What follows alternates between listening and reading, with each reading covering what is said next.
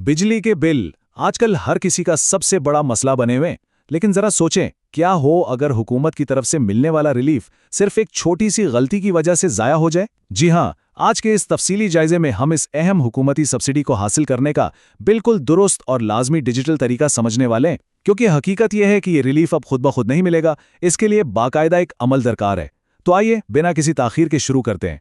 इस प्रोग्राम में हम जिन चीज़ों को तेज़ी से कवर करेंगे उनमें सब्सिडी के बुनियादी उसूल, डिजिटल बिल निकालने का तरीका, सबसे अहम यानी क्यूआर कोड के स्क्रीनशॉट का प्रोसेस, शनाख्ती कार्ड और ओटीपी की वेरिफिकेशन, और आखिर में ये कैसे कंफर्म किया जाए कि हमारा स्टेटस वाकई वेरीफाई हो चुका है। तो सबसे पहले बात करते हैं हिस्सा अव्वल की, यानी इस सब्सिडी के रूल्स और डेडलाइंस के हवाले से। देखें, सबसे पहली बात तो ये है कि ये सब्सिडी सबके लिए नहीं है। ये मई के महीने के लिए ख़ास तौर पर उन बिलों को टारगेट कर रही है जिनका माहाना इस्तेमाल 200 यूनिट से कम है। अगर बिल 200 यूनिट से कम है तभी बिल पर वो मखसूस क्यूआर कोड प्रिंट होकर आएगा जिसकी हमें आगे बहुत ज़्यादा ज़रूरत पड़ने वाली है।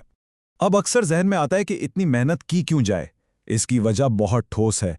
ज़राए में एक बिल की मिसाल दी गई है जिस पर 2736 रुपए की सब्सिडी मिली है। ज़रा गौर करें, 2736 रुपए, ये कोई छोटी रकम नहीं है। ये वो असल और ठोस बचत है जो अगर सही तरीके से क्लेम कर ली जाए तो जेब पर बोझ काफी हद तक कम हो सकता है।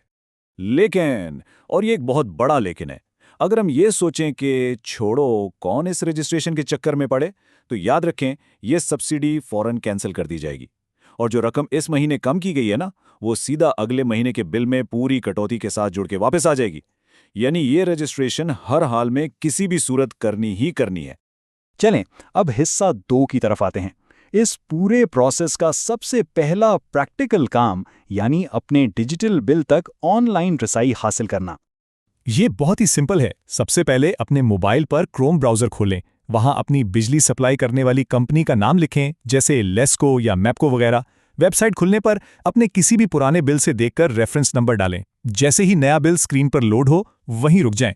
फौरन इसका एक बिल्कुल साफ और क्लियर स्क्रीनशॉट ले लें। ये स्क्रीनशॉट बहुत अहम है क्योंकि इसी तस्वीर पर हमारी आगे की सारी कार्रवाई मबनी है। और अब हम आते हैं हिस्सा 3 पर। ये इस पूरे तफसीली जायजे का मेन फोकस और सबसे अहम हिस्सा है, यानी तस्वीर और क्यूआर स्क्रीनशॉट का असल प्रोसेस। यहाँ पर लोग सबसे बड़ी गलती करते हैं। होता यह है कि बस मोबाइल का कैमरा ऑन किया और डायरेक्ट प्रिंट शुदा कागज वाले बिल को स्कैन करने लगे। ये तरीका अक्सर फेल हो जाता है। करना यह है कि जो डिजिटल स्क्रीनशॉट हमने अभी लिया था उसे बाकायदा एक स्कैनिंग ऐप के अंदर अपलोड करना है ताकि इसके अंदर जो छुपा हुआ वेब लिंक है वो सही सलामत बाहर आ सके। इसको मजीद आसान अल्फाज में समझ लेते हैं। प्ले स्टोर से कोई भी स्कैनर ऐप डाउनलोड कर लें या फिर मोबाइल का अपना गूगल स्कैनर खोल लें। उसमें अपलोड इमेज फ्रॉम गैलरी का ऑप्शन होता है। बस इस पर क्लिक करें और वो साफ सुथरा बिल वाला स्क्रीनशॉट सेलेक्ट कर लें। जैसे ही तस्वीर अपलोड होगी, स्क्रीन पर फौरन css.pitc के नाम से एक लिंक नमूदार हो जाएगा। इस लिंक पे क्लिक करना है और सब्सिडी का सरकारी डैशबोर्ड ओपन हो जाएगा। याद रहे, स्क्रीनशॉट वाली तस्वीर जितनी क्लियर होगी, ये लिंक उतनी ही जल्दी काम करेगा। बेहतरीन। अब हम चौथे हिस्से में दाखिल हो चुके हैं, यानी जब वेबसाइट खुल जाए तो शनाख्त और ओटीपी की तस्दीक का मरहला कैसे मुकम्मल करना है। डैशबोर्ड ओपन होने के बाद जरा सा स्क्रॉल डाउन करें। वहां कुछ बिल्कुल बुनियादी मालूमात मांगी जाएंगी, जैसे कि शनाख्ती कार्ड नंबर, रिहाइश की तफसील और ख़ास तौर पर वो फ़ोन नंबर जो इस बिल के साथ पहले से रजिस्टर्ड है। ये सब एहतियात से टाइप करने के बाद नीचे मौजूद सेंड ओटीपी टू मोबाइल के बटन पर क्लिक कर देना है। कुछ ही सेकंड्स में मोबाइल पर एक मैसेज आएगा जिसमें एक कोड होगा। वो कोड वेबसाइट पर टाइप करें और वेरीफाई कंप्लीट रजिस्ट्रेशन पर क्लिक कर दें। ये वो फाइनल डिजिटल लॉक है जो इस बात को यकीनी बनाता है कि अब ये माली इमदाद बिल्कुल महफूज हो चुकी है। अब आते हैं अपने आखिरी यानी 5वें हिस्से की तरफ।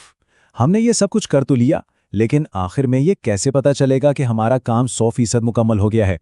इस सारी भाग दौड़ का खत्मी मकसद स्क्रीन पर बस एक छोटा सा लफ्ज़ देखना है और वो है वेरीफाइड। सारा प्रोसेस मुकम्मल होने के बाद पोर्टल पर स्टेटस वेरीफाइड शो होना शुरू हो जाता है। ये एक तरह की ऑफिशियल गारंटी है कि बस अब टेंशन खत्म, रजिस्ट्रेशन हो चुकी है और सब्सिडी पक्की है।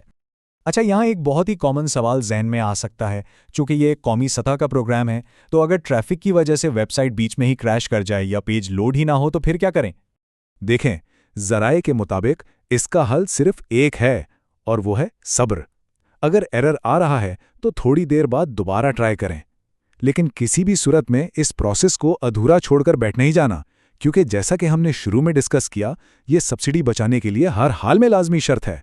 तो खुलासा यह है कि हुकूमती रिलीफ का वो पुराना दौर अब गुजर गया जब बिल पर सिर्फ एक मोहर लगकर आ जाया करती थी। आज के इस जदीद दौर में रिलीफ हासिल करने के लिए डिजिटल वेरिफिकेशन बिल्कुल एक बुनियादी शर्त बन चुकी है। और आखिर में सोचने की बात यह है कि क्या हम डिजिटल दुनिया के उन नए उसूलों और तकाज़ों के लिए पूरी तरह से तैयार हैं? इसी अहम सवाल के साथ आज के इस तफसीली जायजे को यहीं ख़त्म करते हैं। वक्त देने का बहुत शुक्रिया।